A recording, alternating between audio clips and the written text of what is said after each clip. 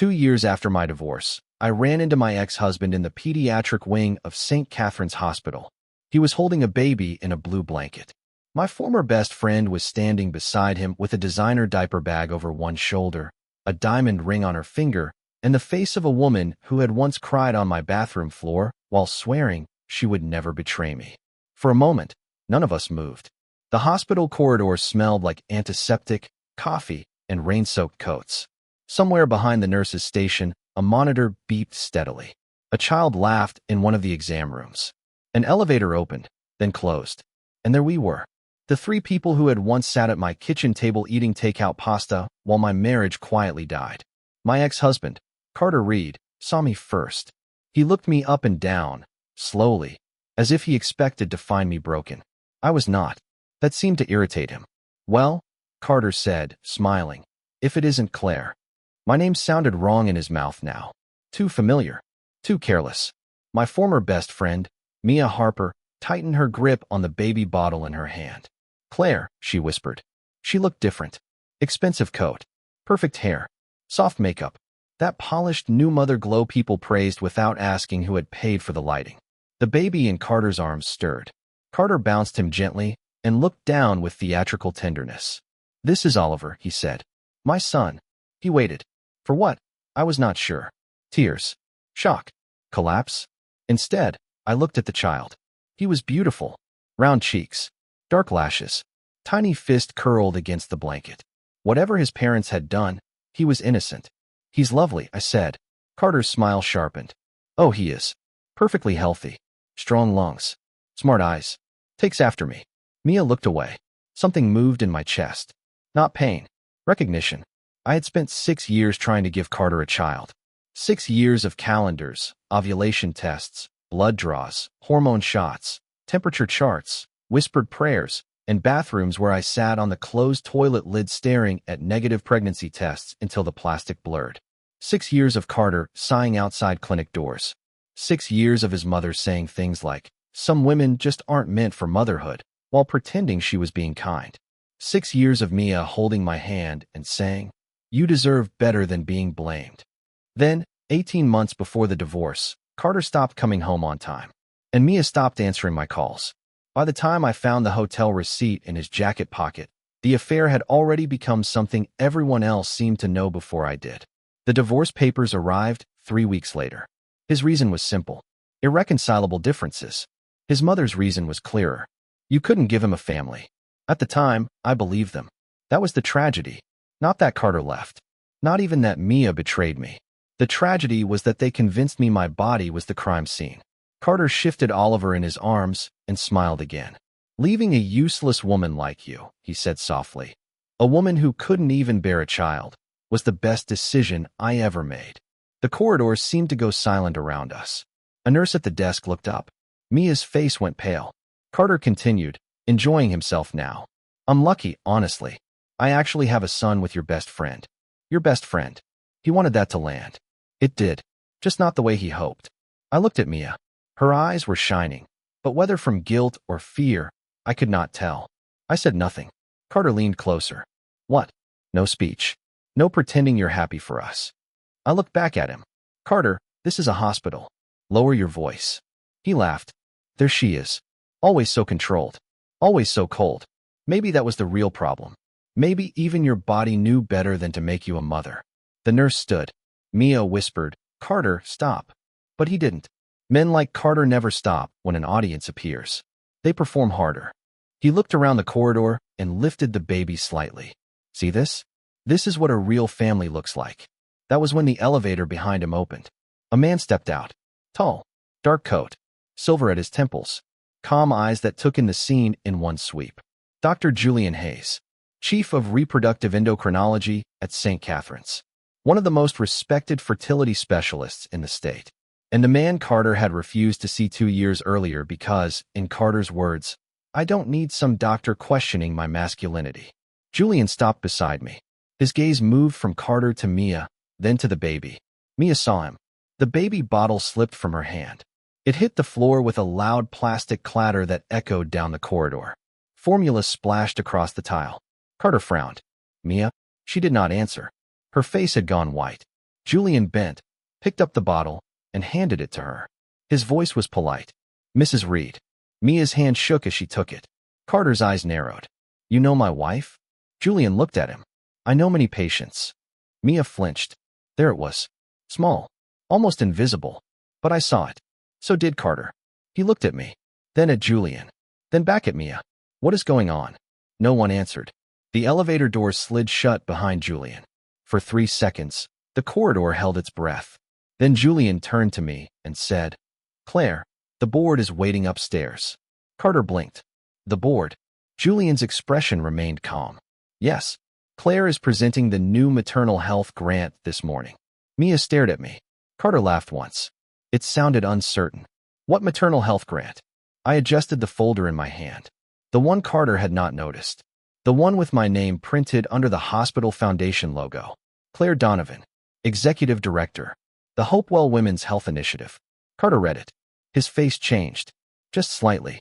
Not regret yet. Confusion. That was fine. Regret would come later. I looked at Oliver one last time. Then I looked at Mia. She looked like a woman standing at the edge of a cliff she had pretended was a sidewalk. Julian pressed the elevator button. Before stepping inside, Carter called after me. Claire. I turned. He forced a smile. You look different. I smiled back. I am. The elevator doors opened. Julian and I stepped inside. Just before they closed, I saw Carter turn toward Mia.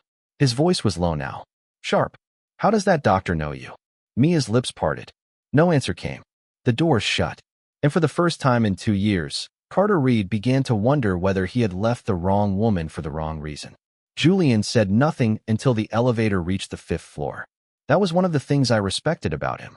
He did not fill silence because it made him uncomfortable. He let it reveal things. When the doors opened, he stepped aside to let me exit first. You handled that well, he said. I laughed once. Did I? You didn't hit him. The morning is young. A corner of his mouth lifted. We walked down a bright hallway lined with framed donor plaques and photographs of newborns whose parents had written thank you notes to the hospital. I had once avoided hallways like that. Any wall covered with babies had felt like a gallery of failures. Now I saw them differently. Not as accusations. As lives. As proof that motherhood had many doors, and biology was only one of them. The conference room at the end of the hall was already full. Hospital board members, donors, 2 state representatives, the chief nursing officer, and half a dozen department heads sat around a long table. 2 years earlier, I would have walked into that room as Carter Reed's wife, smiling politely, handing him his notes, making sure his tie was straight before his presentation. That morning, people stood when I entered. Claire, said Dr. Margaret Ellison, the hospital president. We're ready when you are. I took my place at the front. My hands were steady. That still surprised me sometimes.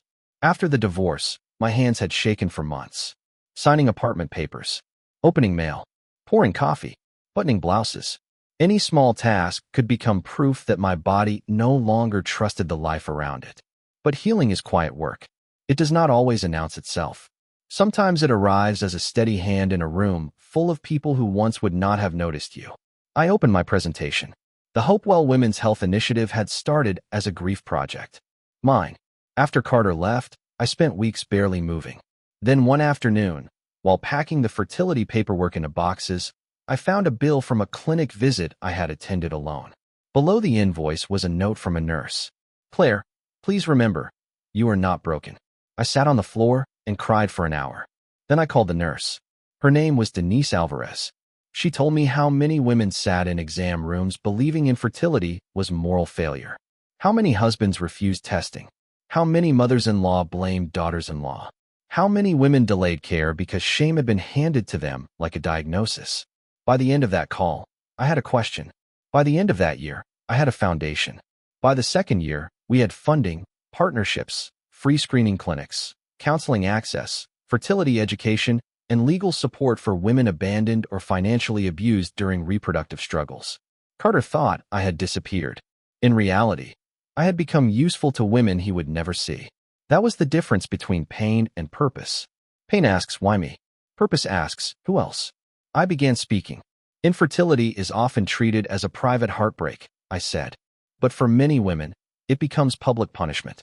They are blamed, abandoned, shamed, coerced, misdiagnosed, or economically controlled. Our initiative addresses not only medical access, but the emotional and legal consequences of reproductive stigma.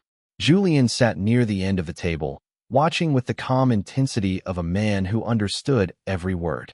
He had become a mentor first, then a friend. Nothing more, despite what Carter's suspicious face downstairs might have imagined. At the time, romance was not a room I had unlocked yet. Maybe someday. Not then. I continued the presentation. I talked about mobile clinics, low-cost testing, male factor infertility education, counseling for couples, emergency housing for women displaced after divorce, legal workshops. By the time I finished, the room was silent in the best way. Then Dr. Ellison began clapping. Others followed. The grant was approved unanimously for $1 million over 3 years. When I stepped into the hallway afterward, I had 17 new emails, 3 missed calls from unknown numbers, and 1 text from a number I had deleted but never forgotten. Carter, we need to talk. I stared at it. Julian glanced at my phone. Is that him? Yes. Do you want security notified? No. He doesn't scare me anymore. Julian looked at me carefully. That is not the same as him being harmless. I knew that. Carter was not physically violent. He did not shout often. He did not throw things. His cruelty had always been more polished. He could take a woman apart with disappointment. He could sigh until she apologized for bleeding. He could make selfishness sound like reason. I'll be careful, I said. Julian nodded. Before I could put the phone away, Carter texted again. How do you know Dr. Hayes? I almost laughed. Not, congratulations. Not, I'm sorry for what I said. Not, I didn't realize you were doing important work. How do you know another man? I typed nothing. A third message came.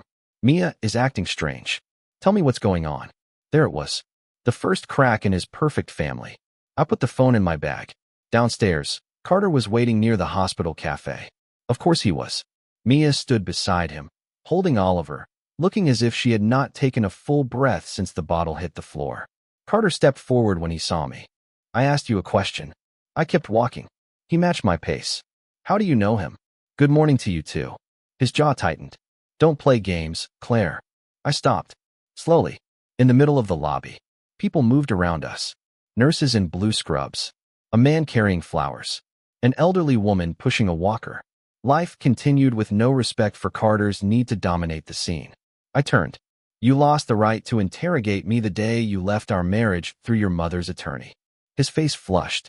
Mia whispered, Claire, please. I looked at her.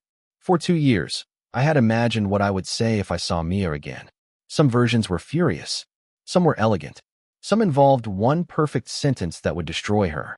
But standing there, looking at the baby in her arms and the fear in her eyes, I felt something colder than anger. I felt clarity. Mia, I said, whatever you are hiding, it is not my job to hide it with you.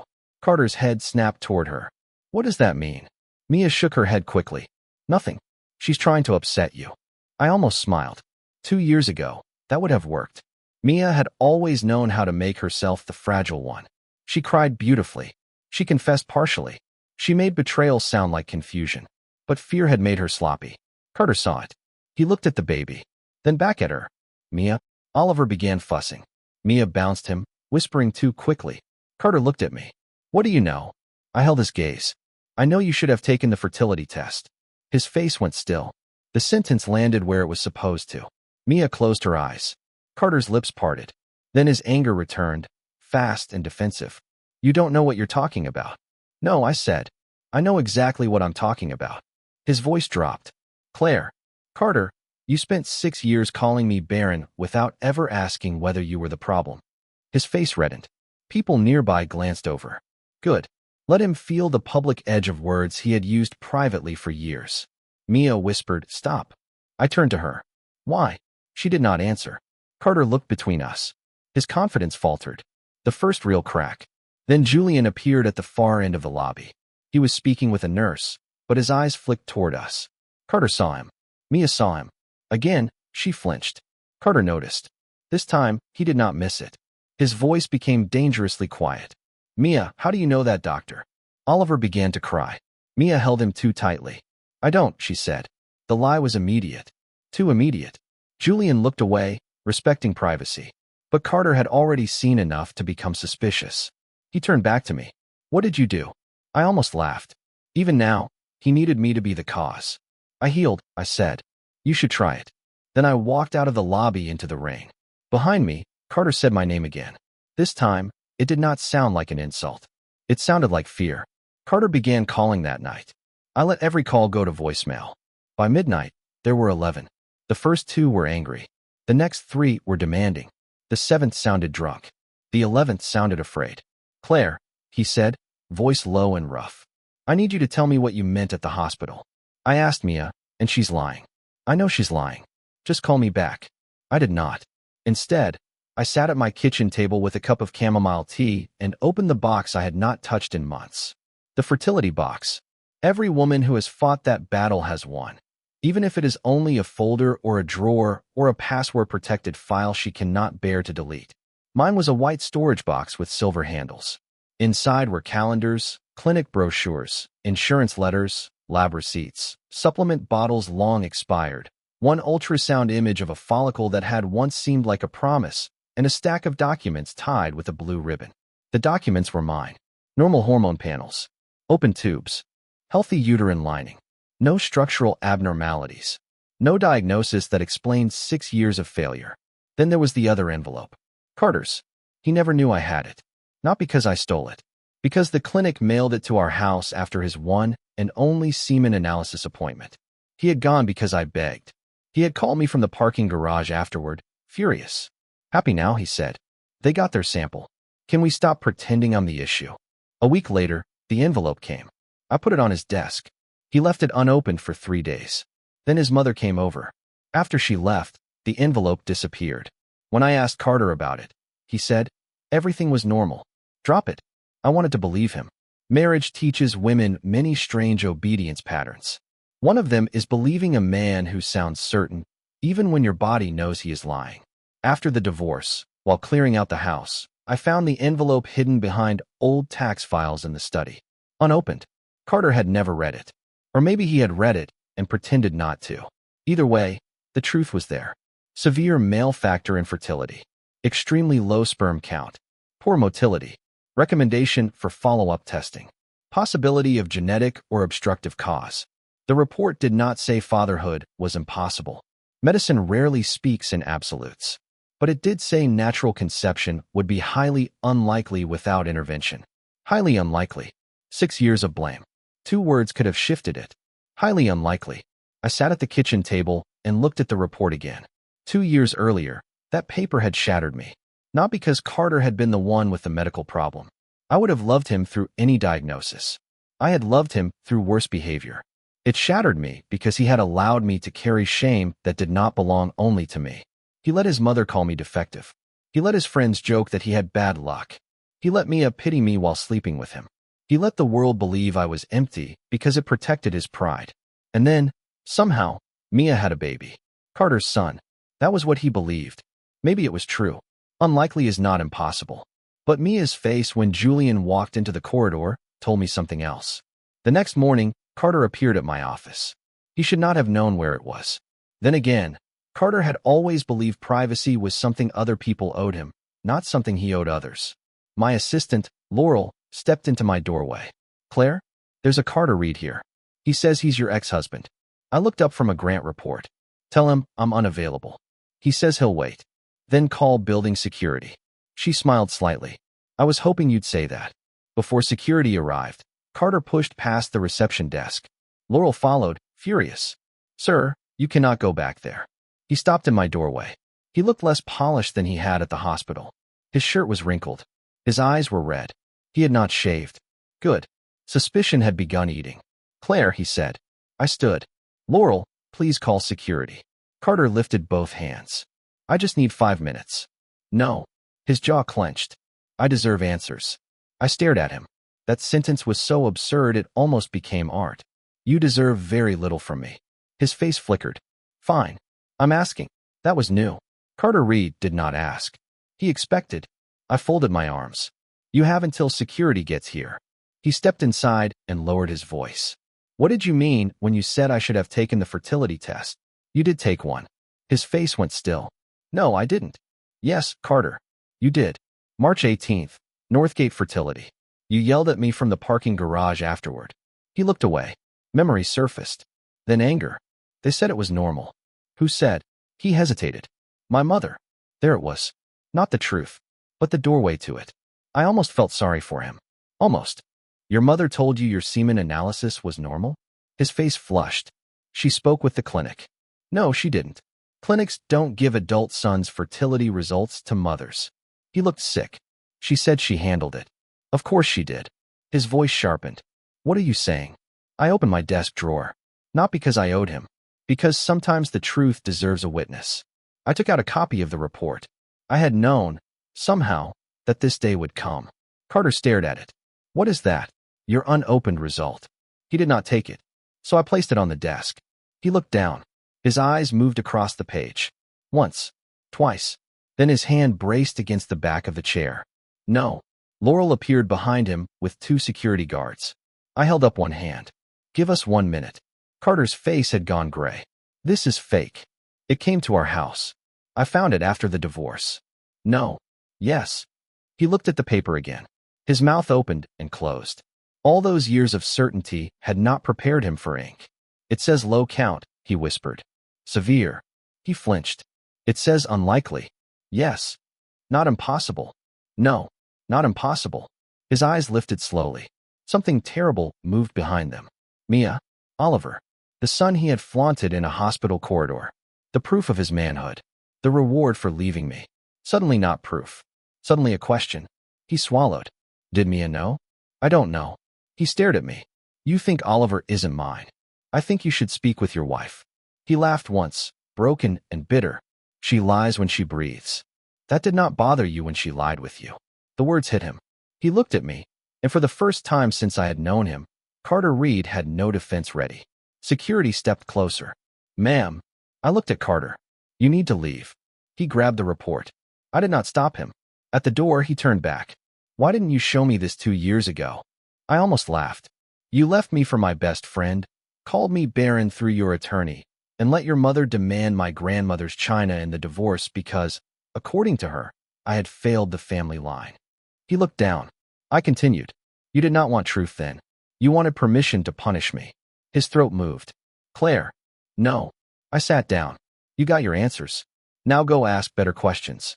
Security escorted him out. For several minutes, I sat in silence. Then my phone buzzed. A text from Mia. Please don't tell him. I stared at it. Then another message came. You don't understand. It wasn't supposed to happen this way.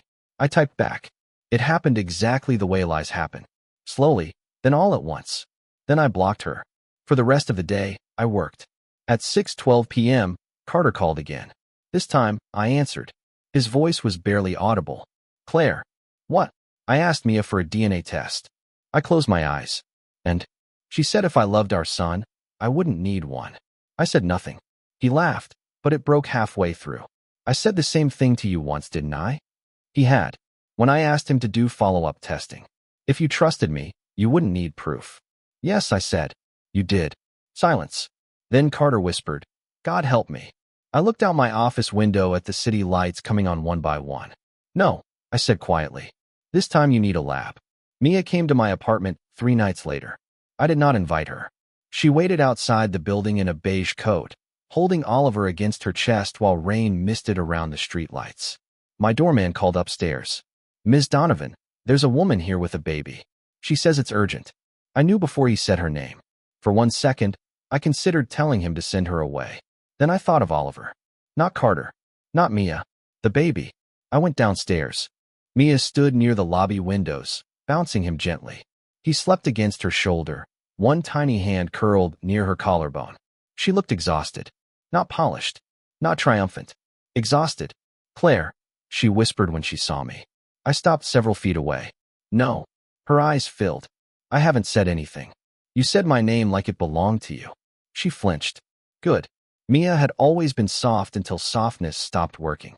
Then she became strategic. What do you want? I asked. She looked toward the doorman. Can we talk somewhere private? No. Please. It's about Oliver. That was unfair. She knew it. I looked at the child again. His lashes rested on his cheeks. His mouth moved slightly in sleep. Against my better judgment, I led her to the small residence lounge near the lobby. Glass walls. Cameras. Public enough to be safe. Private enough for her to stop performing for strangers. She sat carefully on the sofa. I remained standing. Mia looked up at me. You look good. Don't. She nodded quickly. Okay. The silence between us was enormous. This woman had once been my emergency contact. She knew where I kept spare sheets. She knew which mug I used when I was sad. She had sat beside me during failed treatment cycles, rubbing my back while I cried. Then she slept with my husband. There are betrayals that break trust. Then there are betrayals that make you question whether any moment of comfort was real. Mia shifted Oliver in her arms. Carter wants a paternity test. I know. He's losing his mind.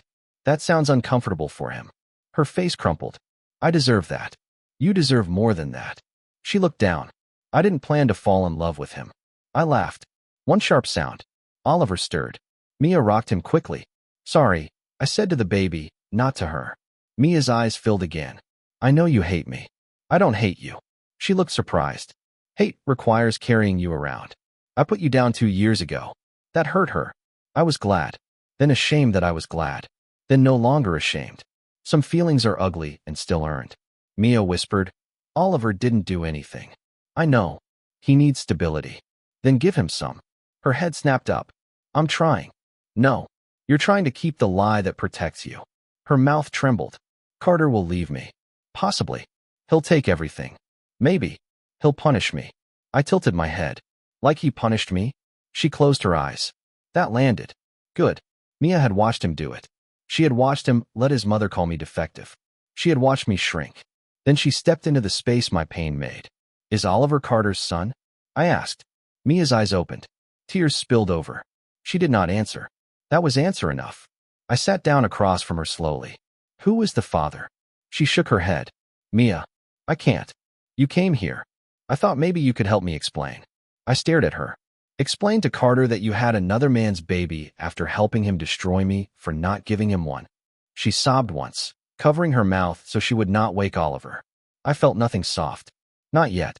Who is the father? She whispered. Ethan Vale. I searched the name, then remembered.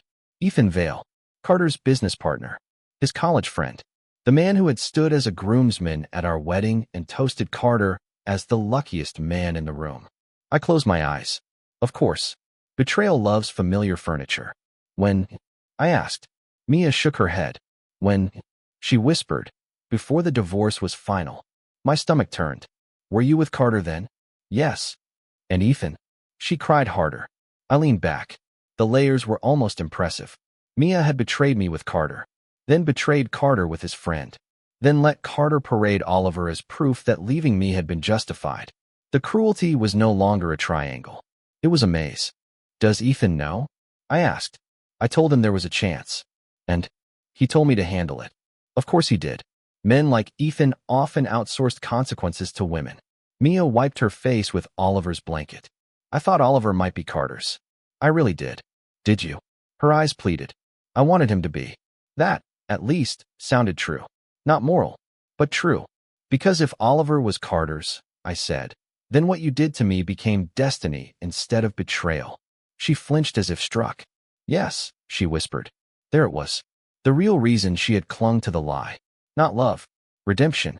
If Mia gave Carter the child I never could, then their affair became meaningful. Their cruelty became a painful but necessary path. My humiliation became the cost of their family. But if Oliver belonged to Ethan, then Mia had not saved Carter from a barren wife. She had simply helped destroy a woman and then trapped a man with another man's child. I looked at her for a long time. What do you want from me? I don't know. Yes, you do. She held Oliver tighter. I want you to tell Carter not to punish him. The baby? She nodded. You think he'll reject Oliver? I know Carter. So did I. We sat in silence. For the first time, we shared something honest. Fear of the same man. Mia said, he loved being a father more than he loved me. Maybe he loved what fatherhood proved. She looked down at Oliver. He's innocent. Yes. And Carter is all he knows. That was the tragedy, not the adults. The child. The baby whose life had been built inside a lie he did not choose. I said, get a lawyer. She looked up. What? Get a lawyer. Get the test. Tell the truth before Carter tears it out of you. Protect Oliver legally. Do not come to me for emotional absolution. Her mouth trembled. I have no one. I stood. You had me. The words ended the conversation. I walked her back to the lobby. Before she left, she turned. Claire. I looked at her. I was jealous of you. I almost laughed. That's ridiculous. No, she said. You were steady. Even when you were hurting. Carter hated it, but I envied it. You had this quiet dignity. I thought if he chose me, it meant I had won something from you. The honesty was unexpected. It did not soften the betrayal, but it named it. And did you? I asked. She looked down at Oliver. I don't know what I won. Then she left. 2 days later, Carter filed for paternity testing. 3 days after that, Ethan Vale resigned from Reed and Vale Consulting without explanation. 5 days after that, Carter's mother, Vivian Reed, called me for the first time since the divorce. I answered because curiosity is not a virtue, but it is powerful. Claire, she said, voice tight. What have you done? I looked at the phone, then smiled. Hello, Vivian. You poisoned my son's mind. No. I handed him a lab report. Silence. Then, coldly, she said, you should have stayed gone. I leaned back in my chair. That was always your mistake, I said. What? You thought leaving meant disappearing. Then I hung up. The next morning, my office received a legal notice from Carter's attorney demanding that I preserve all records related to his fertility, Mia, and my foundation. At noon, Vivian Reed appeared at my office. By 12:03, she realized the woman she once called defective now had a receptionist, legal counsel, and security. By 12:05, she was being escorted out. And by 12:10, Carter sent one message. My mother lied to me. I stared at it. Then another message appeared. She knew about the report. Vivian Reed had built her life around one sentence. The Reed family name must continue. She said it at holidays, at weddings, at funerals, at brunch, for no reason at all. The Reed family name must continue. When I married Carter, I thought it was old-fashioned but harmless. I was wrong. Harmless people do not turn a woman's uterus into family property. Vivian had never liked me. Not openly at first. She was too polished for that. She complimented my dress while suggesting I wear softer colors. She praised my cooking while sending Carter home with meals just in case. She called me dear in the tone some women use for stains. When the pregnancy did not happen after the first year, she sent vitamins. After the second year, she sent clinic recommendations. After the third, she sent articles. After the fourth, she sent Carter on a boys' trip where he came home smelling like expensive whiskey and emotional distance. After the fifth, she stopped pretending. Some women simply do not have maternal bodies. Claire, I hope you would love Carter enough to consider his future. A man deserves legacy. I swallowed every insult because Carter told me she was from another generation. Cruelty loves that phrase. It turns active harm into antique furniture. Now, 2 years later, Carter had finally realized his mother knew more than she said. He showed up at my office again that afternoon. This time he called first. That mattered. Not enough to forgive him. Enough to let him into the conference room with Laurel sitting outside and my attorney, Rachel Kim, on speaker. Carter looked like he had not slept in days. He placed a folder on the table. My mother had copies, he said. I did not touch it. Copies of what? My fertility report. The original. Follow-up recommendations. A letter from Northgate. My chest tightened. She had them. He nodded. She told me your results were inconclusive. She told me mine were fine. Rachel's voice came through the speaker. Mr. Reed, are you stating that Vivian Reed knowingly misrepresented medical information to you during your marriage? Carter closed his eyes. Yes. The words seemed to cost him something. Good. Truth should cost the people who avoided it. He slid the folder toward me. I opened it. There it was. My old life. His report. A cover letter from Northgate Fertility. A note recommending urology evaluation. Insurance correspondence. Then something else. An email from Vivian to a private physician. Subject. Carter's report. The message read, my son is emotionally unprepared for this result.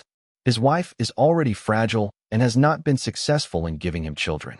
I would prefer he not be burdened with information that may damage his confidence.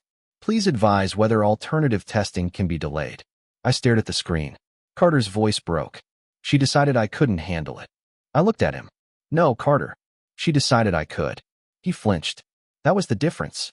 Vivian had protected his pride by sacrificing my entire identity. Carter sank into the chair. I believed her. Yes. I believed all of them. Yes. He looked up. Did you try to tell me? The question was so pathetic I almost pitied him. Almost. I begged you to follow up. I begged you to come to appointments. I begged you to stop letting your mother speak for our marriage. His face crumpled. I know. No, I said. You remember. Knowing is different. He looked down. Rachel said, Claire, I recommend we pause. I ignored her. For 2 years, I had imagined yelling at Carter. But now that he sat in front of me, ruined by the same arrogance that had ruined me, my anger did not need volume. Carter, your mother lied. Mia lied. Ethan lied. But you chose the lie because it made you innocent. He swallowed. I know. You wanted me to be the problem. His eyes filled. I know. You let me walk out of our marriage carrying a diagnosis I did not have because it was easier than looking at yourself. He covered his face. For a moment, the room held only his breathing. Then he whispered, I'm sorry. There it was. The sentence every wronged woman imagines. 2 small words that are supposed to heal the wound. They do not. An apology is not a time machine. It is only a person arriving late with a map to the damage. I said, I believe you. He looked up quickly, hope flickering. Then I finished. And I do not forgive you yet. The hope vanished. He nodded. That, too, mattered. Old Carter would have argued. This Carter looked too tired to defend the indefensible. What about Oliver? I asked. He looked away. The test is scheduled. And if he isn't yours? His jaw tightened. I don't know. Then figure it out before the result arrives. A baby should not have to wait for adults to become decent. He closed his eyes. I love him. Then love him in a way that survives truth. Carter looked at me then. Really looked. For the first time since our divorce, he did not look at me as a failed wife. He looked at me as someone who had become larger than the story he told. You would have been a good mother, he whispered. The sentence struck harder than I expected. Because once, from him, those words would have saved me years of grief. Now they arrived like flowers sent to the wrong funeral. I know, I said. His eyes filled again. I should have known. Yes. He left shortly after. No demand. No accusation. No attempt to touch my hand. Just a man walking out carrying the ruins of his certainty. That evening, Vivian Reed called again. I did not answer. She left a voicemail. Claire, this family is in crisis because you couldn't let the past stay buried. Carter is vulnerable. Mia is unstable. There is a child involved. If you ever loved my son, you will stop interfering. I saved the voicemail, then forwarded it to Rachel. Rachel replied 3 minutes later. Useful. Keep everything. I smiled. Documentation had become my second language. The next week, the paternity test results came back. Carter did not tell me. Mia did. She sent one message from a new number. He knows. Then another. Oliver is not his. I sat with the phone in my hand for a long time. Not because I was surprised. Because even expected truth can bruise. An hour later, Carter called. I answered. He said nothing at first. I heard wind. Traffic. His breathing. Then he whispered, he's Ethan's. I closed my eyes. I'm sorry. The words surprised me. But I meant them. Not for Carter's pride. For the innocent attachment that had formed before truth arrived. Carter gave a broken laugh. I held him while reading the result. He smiled at me. I said nothing. What kind of punishment is that? I looked out the window. It isn't punishment. It's responsibility. He was quiet. Then he said, Mia is begging me not to leave. What do you want? I want to go back 2 years. You can't. I know. Then start with today. He exhaled shakily. How? Do one thing that isn't about your pride. Silence. Then he whispered, Oliver needs formula. Then by formula. A strange sound escaped him. Half sob. Half laugh. Claire. What? I destroyed our life because I thought fatherhood proved I was a man. I said nothing. And now the only decent thing I can do is buy another man's baby formula. Maybe that's where manhood starts. He cried then. I let him. Not because I owed him comfort.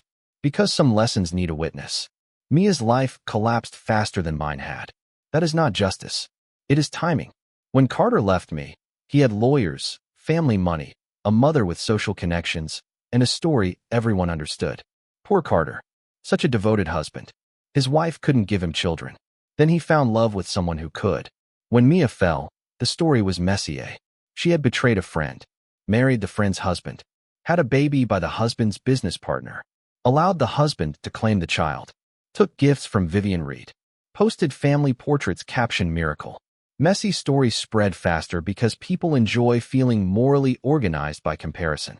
Within a week, Ethan Vale's wife found out. Yes, his wife. Because of course Ethan had one.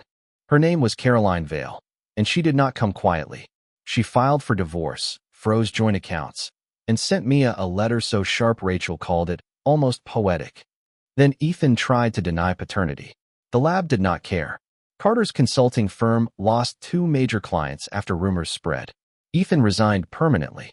Vivian blamed Mia publicly and Carter privately. Mia moved out of the Reed house with Oliver and into a short-term rental. Then, one rainy Tuesday evening, she came to one of our foundation clinics. I found her sitting in the back row of a community room where Denise Alvarez was leading a session called Shame is Not a Diagnosis. Mia wore no makeup. Oliver slept in a carrier beside her. She kept her head down. For several seconds, I could not move. The old Claire would have walked over. The broken Claire would have left. The woman I had become stood still long enough to ask one question. What helps the child? I sat in the back row, 2 chairs away. Mia noticed me after 10 minutes. Her face crumpled. I looked forward. Denise spoke gently at the front.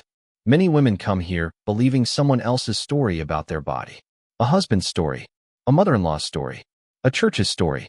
A doctor who did not listen. A friend who did not understand. Part of healing is asking, who benefits from my shame? Mia began crying silently. I did not comfort her, but I did not leave. After the session, she approached me outside near the vending machines. I didn't know where else to go, she said. That is not my problem. I know. And yet here you are. She nodded, tears spilling. Yes. Oliver stirred in the carrier. Mia looked down at him. I need help finding legal aid. Ethan is denying support. Carter says he needs time. Vivian says I trapped her son. My parents won't speak to me. That sounds like consequences. Her face twisted. I know. Do you? She looked at me then. Not defensively. Not theatrically. Yes, she whispered. I know I earned this. That was new. I folded my arms. Our legal aid partners can give you information. Not special treatment. Not because of me. You'll fill out the forms like everyone else. She nodded quickly. Thank you. I'm not doing this for you. I know. I'm doing it because Oliver needs adults to stop weaponizing him. She cried harder. Claire, I am so sorry. I looked at her. There had been a time when those words from Mia would have broken me. Now they felt like weather. Real, but passing. For which part? I asked. She swallowed. For wanting your life. I stared at her. She continued. For sitting beside you during treatments and feeling relieved when they failed because it meant Carter might look at me. For telling myself you were too cold for him. For believing I could love him better. For letting everyone blame you when I knew you were dying inside. My throat tightened despite myself. Mia pressed a hand to her mouth. And for Oliver. For letting him be used as proof against you. That one mattered. I hated that it mattered. I said, you were not my friend. She nodded. I know. A friend would have told me the truth. I know. A friend would have protected me. I know. A friend would not have built a family out of my humiliation. She closed her eyes. I know. There was nothing left to say, so I said the only thing I could. You can sign in at the front desk. Her eyes opened. That's it. That's all I have for you. She nodded. It hurt her. Good. It freed me. Better. That night, Carter came to the clinic to pick up documents for legal counseling. He saw Mia in the hallway with Oliver. They stood facing each other like survivors of a disaster they had caused. I watched from my office doorway. Carter looked at the baby. Mia held him carefully. He had his shots today, she said. Carter nodded. Did he cry? A little. Carter's face changed. Does he need anything? Mia looked surprised. Diapers. I'll send some. She wiped her face. Carter. He lifted a hand. Not now. She nodded. He looked at Oliver again, then said something I could not hear. Mia began crying. Later, Carter told me what he said. He said, I don't know what I am to him yet, but I won't let him suffer because all of us lied. That was the first decent thing Carter Reed did without an audience. It did not erase what came before, but it existed. People are inconvenient that way. They can do unforgivable things and still stumble toward decency later. The next week, Vivian Reed arrived at the clinic. Unlike Mia, she did not come for help. She came for war. She swept through the front door in a cream coat, pearls, and fury. Laurel intercepted her at reception. Do you have an appointment? Vivian looked past her. I'm here to see Claire Donovan. Laurel smiled. Do you have an appointment? I am Carter Reed's mother. I'm sorry to hear that, Laurel said. I heard it from my office and nearly laughed. Vivian's face darkened. I stepped into the hallway. It's all right, Laurel. Vivian walked toward me as if entering a courtroom where she owned the judge. You, she said. Good morning, Vivian. You have destroyed my family. No. I stopped being its scapegoat. Her eyes flashed. You always were dramatic. No. I was polite. You confused the two. She leaned closer. My son is falling apart. Then get him help. He lost his child. He lost an illusion. She slapped me. The sound cracked through the lobby. Everyone froze. My cheek burned. Vivian looked shocked by her own hand. Then she lifted her chin. You deserve that. I touched my cheek. Slowly. Then I smiled. No, Vivian. Laurel was already calling security. Rachel, who happened to be arriving for a meeting, stepped through the front door just in time. I looked at Vivian. But you deserved witnesses. Vivian Reed's slap became the most expensive mistake of her life. Not because I sued her for millions. Not because I wanted money. Because she did it in front of cameras. 3 security cameras, to be exact. 1 over reception. 1 facing the lobby. 1 near the hallway. The footage was clear. Vivian entering. Vivian advancing. Vivian striking me. Vivian saying, you deserve that. Rachel requested the footage within minutes. Security escorted Vivian out while she shouted that I had manipulated her son, ruined a child's life, and spread private family matters through my foundation. By noon, Rachel had filed a police report. By 3, Vivian's attorney called asking whether we could resolve the misunderstanding discreetly. Rachel's reply was simple. There was no misunderstanding. There is video. By evening, Carter called. I heard what happened. His voice sounded hollow. Yes. I'm sorry. You say that often now. I mean it often now. I looked at my bruised cheek in the mirror above my bathroom sink. It had begun to darken. For years, Vivian's violence had been verbal. Somehow, seeing it bloom on my face felt less shocking than hearing her say I deserved it. She hit you because of me, Carter said. No. She hit me because of her. He went quiet. Then he said, I told her I'm cutting her off. I stared at the phone. What does that mean? I removed her from my accounts. Changed the house locks. Told her she can speak to my attorney if she wants information about the divorce. That surprised me. Carter. She lied about my diagnosis. She helped me destroy you. She kept pushing even after Oliver. And when she couldn't control the story, she hit you. He exhaled. I should have done it years ago. Yes. I know. There was no defense now. That was something. Vivian did not apologize. Instead, she sent a letter through her attorney claiming emotional distress caused by provocation. She suggested I had intentionally engineered a confrontation by allowing her into the clinic. Rachel laughed for almost 30 seconds. Then she drafted a response that began. Our client did not provoke Ms. Reed by existing at her place of employment. I liked Rachel. The assault charge moved slowly, as legal things do, but the social consequences arrived quickly. Vivian had spent decades building a reputation as a refined matriarch, charity board member, patron of the arts, guardian of the Reed name. Now whispers followed her. Not because people cared deeply that she hit me. Society is often very tolerant of cruelty if it stays behind polished doors. But the video made her look uncontrolled. That was unforgivable in her world. Meanwhile, Carter's life kept unraveling. His divorce from Mia began. Not cleanly. Mia wanted support for Oliver. Carter argued he was not legally obligated beyond temporary expenses, but he also refused to abandon the child entirely. Ethan denied everything until the paternity test attached his name to reality. Caroline Vale, Ethan's wife, contacted Mia through attorneys only. The consulting firm dissolved. Carter sold the house he had once bought with Mia, the house Vivian had called proof that God rewards patience. I did not attend any of those collapses. I had work. The foundation expanded faster after the hospital grant. We opened 2 additional clinic days per month. Denise hired counselors. Julian helped design a male fertility education program. That was his idea. Too many women carry diagnoses that belong to couples, he said one evening as we reviewed materials in my office. I looked up. That line should go on the brochure. He smiled. It's yours if you want it. Julian had a way of saying things without reaching for me. That mattered. After years with Carter, attention without demand felt almost suspicious. He noticed without taking. He helped without rescuing. He knew when to leave a room. One night, after a long clinic event, I found him in the parking lot changing a tire for one of our volunteers. It was raining. He was soaked.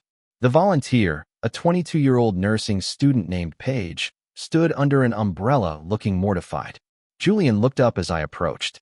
"Don't say anything," he said. "I was only going to say your suit looks very medical." Paige laughed. Julian smiled. Something shifted in me. Not dramatically. No music. No lightning. Just a small door opening. Later, he walked me to my car. "Claire," he said. "Yes. I would like to take you to dinner sometime. Not for the foundation. Not to discuss brochures. Dinner." I looked at him. 2 years earlier, the idea of being wanted had terrified me. Wanted meant evaluated. Measured. Maybe rejected. Now, standing under the parking lot lights with rain on my coat and work files in my bag, I felt afraid. But not broken. "I haven't dated since Carter," I said. I assumed. I may be terrible at it. I'm a doctor. I tolerate awkward conversations professionally. I laughed. He smiled. "No pressure," he said. That was why I said yes. Our first dinner was quiet. Italian restaurant. Corner table. No performance. He asked about my work, my childhood, books I loved, whether I liked being called Claire or Dr. Donovan by mistake at hospital events. He did not ask about Carter until I mentioned him. He did not call me strong like it was a compliment and a warning. He did not say everything happens for a reason. At the end of the night, he walked me to my car and said, "I had a good time." So did I. He did not kiss me. I like that. The second dinner, he did. I like that too. A month later, Carter saw us together. Not planned. Not dramatic. Just life. Julian and I were leaving a coffee shop near the hospital when Carter stepped out of a pharmacy carrying a small bag. For Oliver, I realized. Diaper cream. He froze when he saw us. His eyes moved to Julian's hand resting lightly at my back. Something passed across his face. Pain. Regret. Not jealousy exactly. Recognition. He walked toward us slowly. "Claire." "Carter." Julian nodded politely. "Mr. Reed." Carter looked at him. Then at me. "You too are." I lifted my chin. "Yes." He absorbed that. For once, he did not lash out. He did not accuse. He did not insult. He simply looked at me with the face of a man who had finally arrived at the room after the furniture was gone. "I'm glad," he said. I believed it cost him something. I also believed he meant it. "Thank you," I said. He looked at the pharmacy bag in his hand. "Oliver has a rash." Julian said, "Zinc oxide helps. If it worsens, pediatrician." Carter nodded. "Thanks." Awkward. Human. Then Carter looked at me again. "I signed up for the men's session." I blinked. "At the foundation?" He nodded. "Male factor infertility education." I stared at him. A year ago, he would rather have swallowed glass. "Why?" I asked. He looked down. "Because I think I owe the truth at least that much." I said nothing. He smiled sadly. "I know it doesn't fix anything." "No," I said. "It doesn't. But it might keep someone else from doing what I did." That was the second decent thing. I nodded. "Then go." He did. And 3 weeks later, he stood in a room with 12 men and said, "My wife carried my shame because I was too proud to get tested." Denise told me afterward. I went into my office, closed the door, and cried. Not because I wanted him back. Because the truth had finally found a use. Carter's regret did not arrive as one dramatic speech. It arrived in humiliations. A form asking whether Oliver was his biological child. A bank account without Vivian's name. A fertility counselor explaining motility with diagrams he could no longer dismiss. A judge asking whether he intended to maintain any relationship with the child he had raised for 7 months. A men's support group where he sat beside a mechanic, a teacher, a firefighter, and a pastor, all admitting they had been terrified of being the reason. Regret rarely looks cinematic when it is real. It looks tired. It fills out paperwork. It sits in parking lots. It buys diapers for a baby who carries another man's blood. One evening, Carter asked to meet me. I almost said no. Then he added, not to ask for anything, to return something. We met at a public park near the river. Open space. Benches. Children running between trees. I arrived first. Carter appeared 10 minutes later, carrying a small cardboard box. He looked thinner, not unhealthy, stripped down, like life had taken away the extra layers of arrogance and left someone less impressive but more visible. He sat beside me, leaving space. Good. I'm moving, he said. Where? Smaller place near Oliver's daycare. I looked at him. His daycare. He nodded. Mia got a part-time job. Ethan is fighting support. The court is slow. Oliver still knows me, so he swallowed. I take him 2 afternoons a week. That's generous. No, he said. It's complicated. Generous would be clean. That was honest. What did you bring? He opened the box. Inside were pieces of my old life. My grandmother's pie plate. A Christmas ornament from our first year of marriage. A framed photo of me and Thomas, my father, at my nursing graduation. A recipe card in my mother's handwriting. I stared. I thought Vivian kept these. She did. He looked ashamed. During the divorce, she told me you didn't want sentimental clutter. I didn't question it. Of course he didn't. He lifted the pie plate carefully. I found them in her storage room. My throat tightened. That pie plate had been missing for 2 years. I once cried over it more than I cried over furniture. Carter noticed. I'm sorry. I took the plate. This time, his apology reached somewhere old. Not forgiveness, but grief. Thank you for bringing it. He nodded. We sat quietly. A little girl in a red jacket chased a dog across the grass. Carter watched her. Do you ever still want children? He asked. The question surprised me. Not because it was cruel, because it was gentle. I thought before answering. Yes, I said, but not the way I used to. He looked at me. I used to want a baby because I thought motherhood was the room I had to enter before life counted. Now I think maybe I want to foster someday. Or mentor. Or maybe I'll help hundreds of women and never raise a child in my house. I looked at the river. I don't know yet. But the wanting doesn't hurt the same way. Carter's eyes filled. I took that from you. No, I said. You delayed my peace. You did not take my future. He nodded slowly. That sounds like something you practiced. I earned it. A faint smile crossed his face. Yes, you did.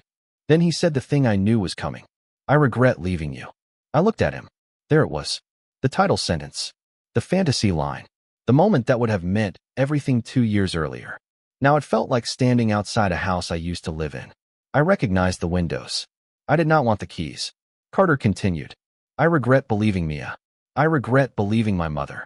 I regret not reading that report. I regret every time I let you walk into a room and carry blame that belonged to me. His voice broke. And I regret that I only understood your worth after losing the story I replaced you with. That was painfully well said. Maybe therapy was helping. I looked at him for a long time. Good. He blinked. Good. Yes. Regret is appropriate. A laugh escaped him. Then a sob. I did not comfort him. But I did not leave.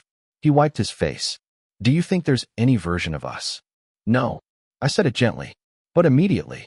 He closed his eyes. Okay. You didn't let me finish. He opened them. There is no version of us as husband and wife. That marriage is over. It died before the papers. But there may be a version where one day I do not feel sick when your name appears on my phone. He laughed weakly. I'll take it. You don't get to take it. You get to work toward it. He nodded. I know. Progress. Small. Real. I picked up the box. He stood quickly. Let me carry. No. He stopped. I smiled faintly. I can carry what's mine. His face softened. Yes, he said. You can. That night, I placed my grandmother's pie plate on the kitchen shelf. Then I called Julian. Are you busy? No. I got my pie plate back. He was quiet for half a second. Then he said, that sounds important. It is. Do you want company or congratulations? I smiled. What's the difference? Company brings takeout. Congratulations sends flowers. Company. Thai or Greek? I laughed. Thai. He arrived 40 minutes later with noodles, spring rolls, and no questions until I was ready. We ate on the floor because I had taken everything out of the cabinet to rearrange the shelf around the pie plate. Julian sat beside me, suit jacket off, sleeves rolled. After dinner, he said, Claire, I want to ask you something, but I don't want you to feel cornered. My heart sped up. All right. I have a niece, he said. Lily. She's 6. My sister is bringing her to the hospital picnic next month. I'd like you to meet them. I stared at him. It was such a small question. Not marriage. Not babies.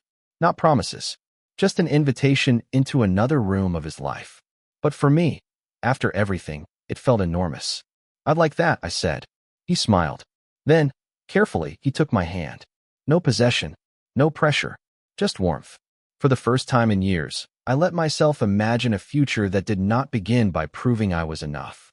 Oliver turned one in a church basement with paper streamers, grocery store cupcakes, and adults who behave themselves because a baby deserved one peaceful afternoon.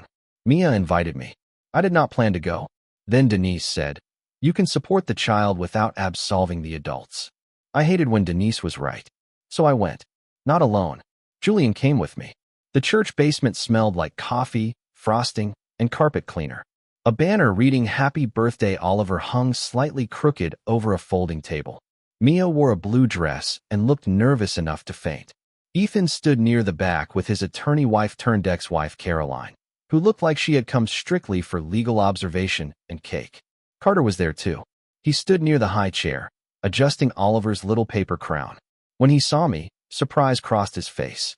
Then something softer. "Claire," he said. "Carter." Mia approached slowly. "Thank you for coming. I came for Oliver." "I know." "Good." She had learned not to grab at Grace. Oliver smashed frosting into his own hair within 5 minutes. Everyone laughed. Even Caroline. Ethan looked uncomfortable. "Good." At one point, Oliver reached for Carter. Carter picked him up. No one corrected it. No one announced biology. No one explained adult stupidity to a child with frosting on his face. Carter held him carefully, kissed his head, and closed his eyes for half a second. Mia saw. Her face crumpled. Ethan saw too. His expression was harder to read. Maybe jealousy. Maybe shame. Maybe the shock of watching another man love the child he had tried to avoid. Julian stood beside me. "You okay?" he asked quietly. "Yes," I said. And I was. Not because it did not hurt. Because hurt no longer made decisions for me. After cake, Mia found me near the coffee urn. "Claire." I looked at her. "I'm not asking for forgiveness." "That's wise." She almost smiled. "I just wanted to tell you I started counseling." "Good." "And legal aid helped. Ethan is paying support. Carter and I have a temporary agreement. It's strange, but it's stable." "For Oliver?" "Yes." "Then good." She twisted a napkin in her hands. "I tell him about you." I went still. "What?" "Not everything. Obviously. He's a baby. But I tell him Aunt Claire helped make sure his mom had a lawyer and his life had truth." My throat tightened. "Aunt Claire. If that's not okay, I'll stop." I looked across the room. Oliver sat in his high chair, banging a spoon. Carter was pretending to be injured every time the spoon hit the tray. Oliver shrieked with laughter. A strange ache moved through me. Not jealousy. Not longing exactly. Something more complicated. A life I had wanted had not arrived. But other forms of love kept appearing at the edges, asking if I was brave enough not to hate them for being different. "You can keep saying it," I said. Mia cried. I let her. Across the room, Carter looked at me. His eyes asked a question. Not can we go back? He knew better now. The question was simpler. Are we okay enough to stand here? I nodded once. His shoulders eased. Later, before leaving, Ethan approached me. Julian straightened slightly beside me. Ethan noticed. Good. Claire, Ethan said. I waited. I owe you an apology. You owe several people more than that. He nodded. I know. His face was pale, thinner than I remembered. I was a coward. Yes. I let Mia carry it. Then Carter. Then Oliver. Yes. He looked at Julian, then back at me. I'm trying to be involved now. Try harder than you lied. He flinched. Julian coughed softly, not quite hiding a laugh. Ethan nodded. I deserve that. Yes. He left. Julian looked at me. You are terrifying at children's parties. I've grown. He smiled. I like it. On the drive home, I watched rain streak across the windshield.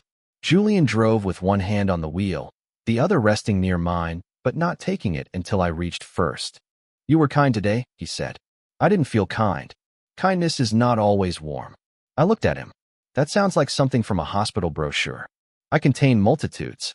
I laughed, then grew quiet. What if I never have a child? Julian did not answer immediately. I appreciated that. Finally, he said, then your life will still be full if you allow it to be. Tears filled my eyes. I spent so long thinking full meant one thing. I know. What if I want to try again someday? Then you can. What if I don't? Then you don't have to. I turned toward him. No persuasion. No agenda. No hidden measurement of my womanhood. Just options. My whole marriage had felt like a test I kept failing. With Julian, life felt less like a test and more like a door. When we reached my apartment, he walked me upstairs. At my door, he kissed me softly. Then he said, I love you. The words were quiet, not dramatic. Still, the hallway tilted. I looked at him. Fear rose first, then something steadier. I love you too, I said. It did not fix the past. It did not promise a child.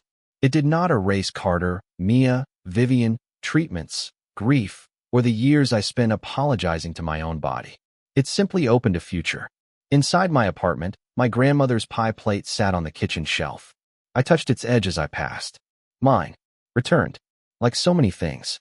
1 year after I ran into Carter at the hospital, I stood on a stage in front of 400 people and told the truth. Not all of it.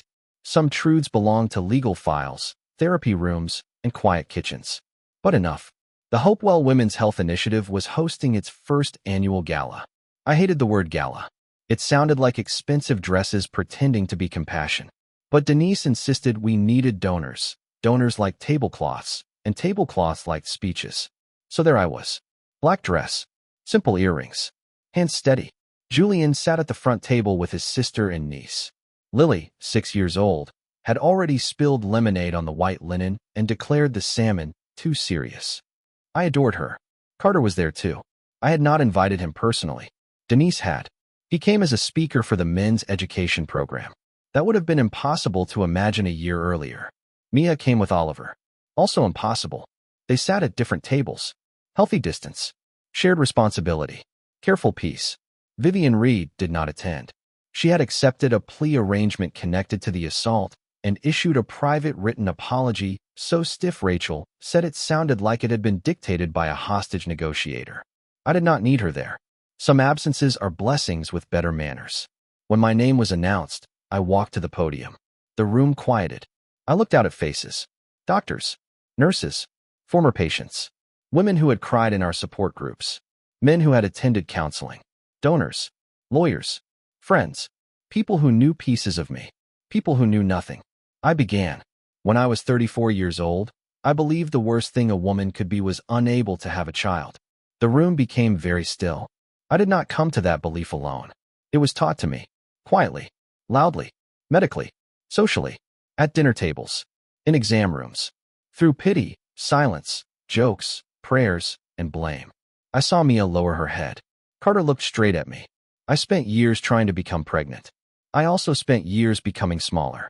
I apologized for test results. I apologized for sadness. I apologized for making other people uncomfortable with my grief. My hands remained steady on the podium. Then my marriage ended. I was told, directly and indirectly, that I had failed at womanhood, failed at marriage, failed at family. I paused, and for a while, I believed it. Julian's eyes were on me, calm, present. But here is what I know now. Infertility is not a verdict on a woman's worth. Motherhood is not the only proof of love. Biology is not morality. And shame is not a diagnosis. Applause began, soft at first, then grew. I waited.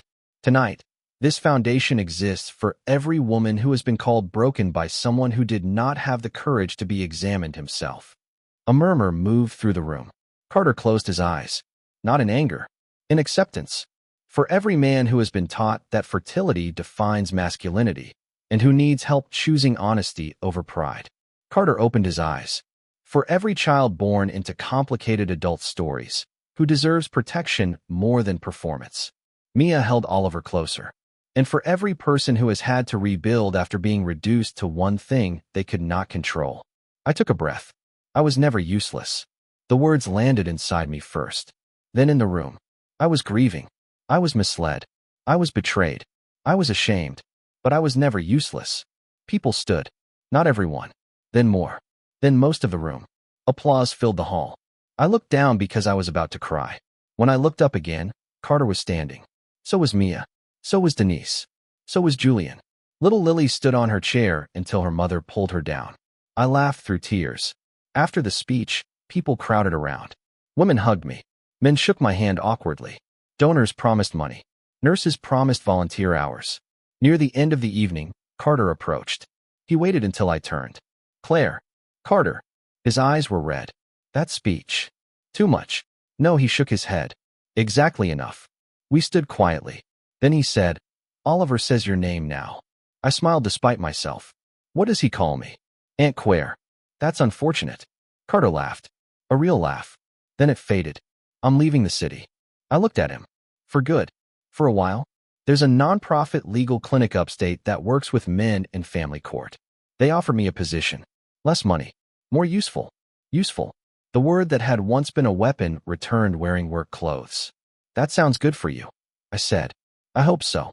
What about Oliver? I'll come back every other weekend. Mia and I worked it out. Ethan is finally stepping up too. He looked across the room at Mia, who was wiping frosting from Oliver's sleeve. It's messy. Most honest things are. He nodded. Then he turned back to me. I loved you badly. The sentence surprised me. He continued. I think I loved what you gave me. Stability. Patience. Forgiveness. I don't think I knew how to love you as a person separate from what you absorbed. My throat tightened. That is probably true. I'm trying not to do that anymore. I hope you succeed. He smiled sadly. Me too. Then he held out his hand. Not for a hug. Not for comfort. A handshake. I took it. That felt right. At the end of the night, Julian drove me home. The city lights blurred through the window. My shoes hurt. My throat was raw from speaking. My heart felt strangely light. At my apartment door, Julian stopped. I have something for you. I raised an eyebrow. If it's another hospital brochure line, I'm going inside. He laughed and took a small box from his coat pocket. Not a ring box. Longer. Narrow. Inside was a key. I stared at it. He said, It's to my house. Not because I expect you to move in. Not because I need an answer tonight. I just want you to know there is a door in my life that opens for you. I looked at the key. 2 years earlier, a key would have felt like pressure, a claim, a trap. Now, in Julian's hand, it felt like trust. You're sure? Yes. What if I'm slow? I'm patient. What if I never want to try for children? I love you. What if I do? I love you. What if I change my mind more than once?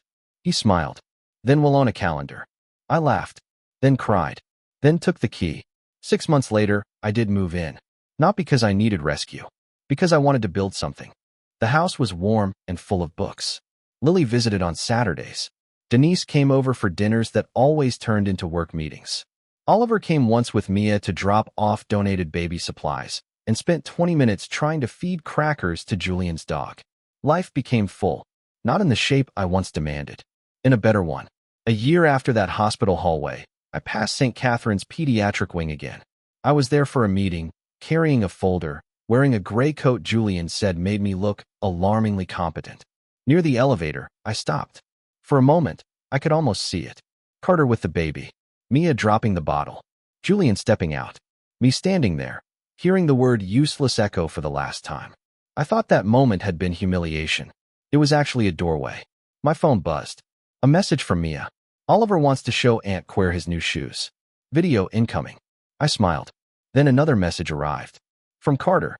First men's session upstate tonight. Wish me luck. I replied. Tell the truth. Luck is optional.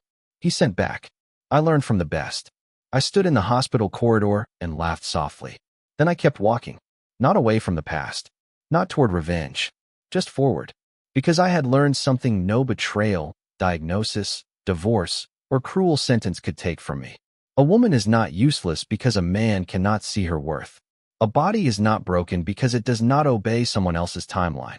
A life is not empty because it does not follow the shape people expected. And sometimes, the thing you thought destroyed you becomes the very place where you begin again.